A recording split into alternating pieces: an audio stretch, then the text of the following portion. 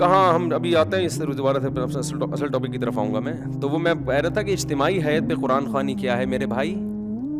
بولو نا. جائز نہیں ہے. اس کیوں جائز نہیں ہے؟ جب اجتماعی سطح پہ کوئی عمل کرتے ہیں, جیسے تہجد ہے, تہجد میں نبی صلی اللہ علیہ وسلم نے لوگوں کو جمع کر کے کبھی نہیں بلایا, کوئی ایسی روایت نہیں ہے. ہمیشہ آپ نے تہجد پڑھی, 1 2 3 4 صحابہ آپ کے ساتھ شامل ہو گئے, یہ جائز ہے, ہم بھی اس کو جائز کہتے ہیں.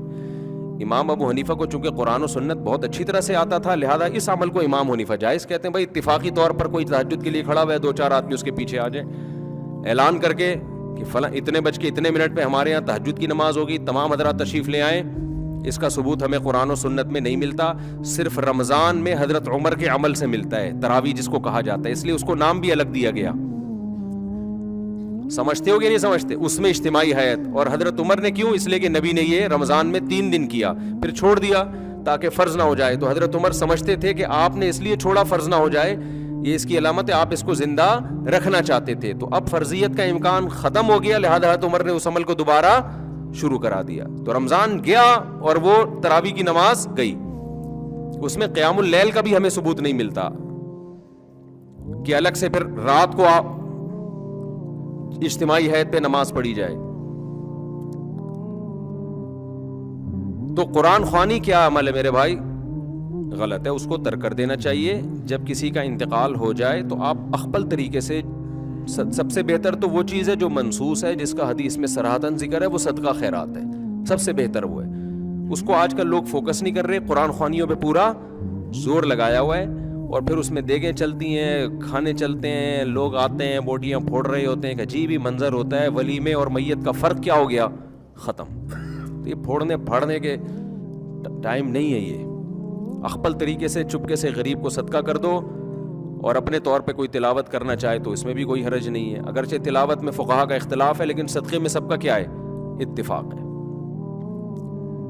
تو دیر آر کتنی ٹائپس آف 3. ایک تو ایصال ثواب کے لیے قرآن خوانی, وہ جائز نہیں ہے. دوسرا قرآن خوانی کی قسم ہے برکت کے لیے قرآن خوانی. دکان کھولی آپ نے نئی, آپ نے مکان بنایا, آپ چاہتے ہو یار اس میں کوئی اچھا کام پہلے ہو جائے, بجائے اس کے کہ ڈائریکٹ جا کے ڈرامہ دیکھنا شروع کر دیں بچے آ کے. ایسا ہی ہوتا ہے نا. تو کام کی ابتدا کس سے ہو بھائی؟ برکت سے ہو. اور کوئی بھی شیطانی اثرات ہوں, اس سے یہ گھر پاک ہو جائے, تو اس کے لیے قرآن خوانی کی جاتی ہے.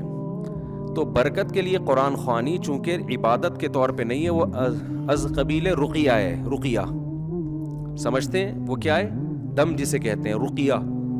تو رقیہ ایک علاج کی قسم ہے. علاج کے لیے قرآن و سنت سے ثبوت کی ضرورت نہیں ہوتی. جیسے آپ نے کہا بھائی فلاں آیت پڑھ کے مجھ پہ دم کر دیں, مجھے بڑا فائدہ ہوتا ہے, تو اب اس کے لیے ثبوت کی ضرورت نہیں ہے. تو جیسے ایک صحابی رسول نے کسی پہ جن تھا تو سورہ فاتحہ پڑھ کے دم کر دیا, تو ان کو تو نہیں پتا تھا کہ اس سے فائدہ ہوگا, نہ نبی سے انہوں نے پوچھا تھا. بعد میں اطلاع ملی تو آپ نے فرمایا کہ یہ تو رقیہ ہے, سورہ فاتحہ تو اس سے تو فائدہ ہوتا ہے.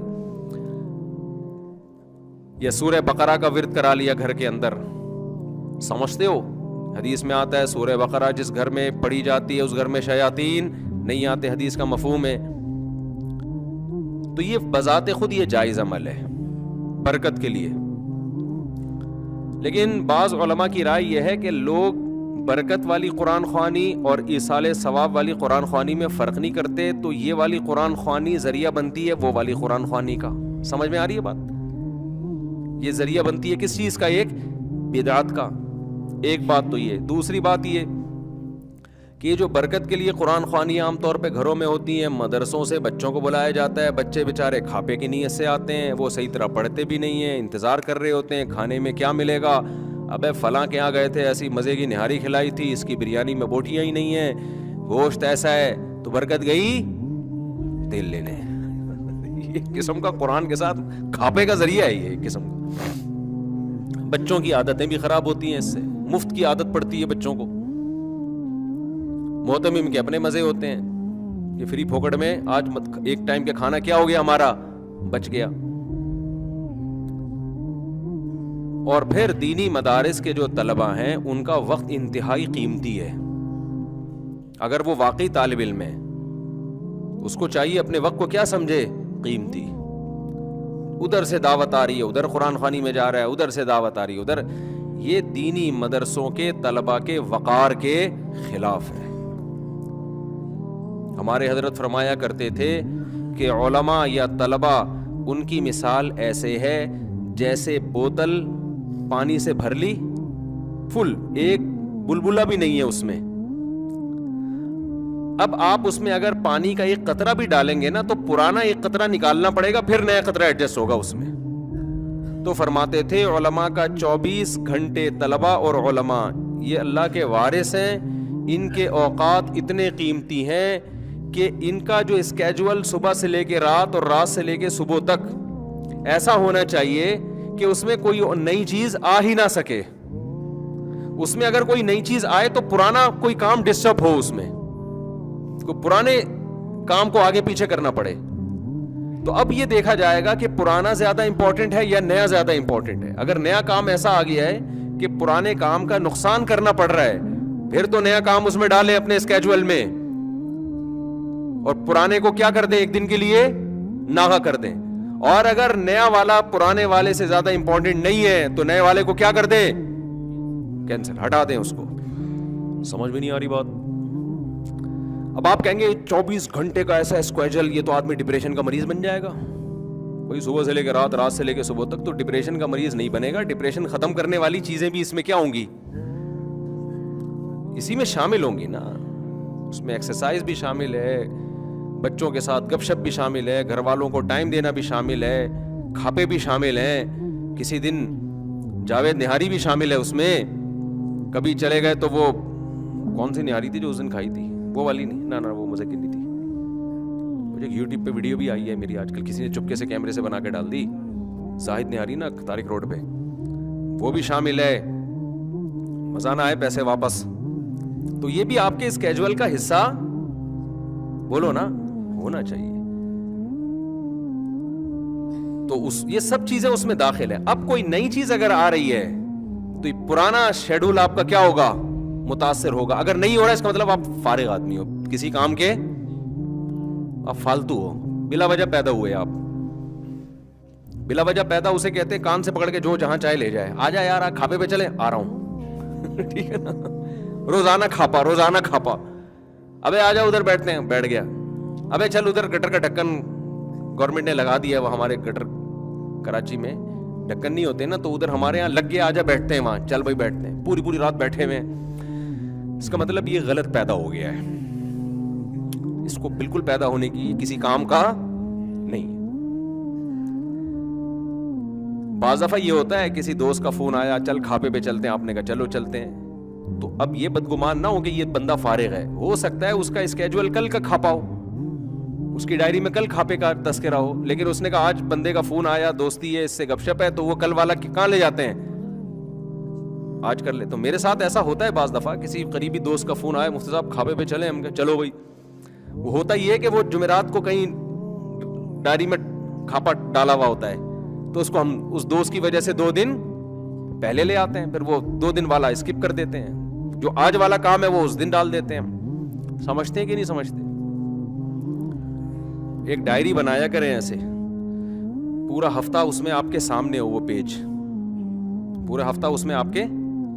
ابھی میں بتاتا ہوں, یہ حدیث کی تشریح میں بتاتا ہوں میں, تو کیونکہ یہ حدیث کی میں نے تشریح شروع کر دی, وہ پھر ترتیب سے چلے گی تو زیادہ فائدہ ہوگا.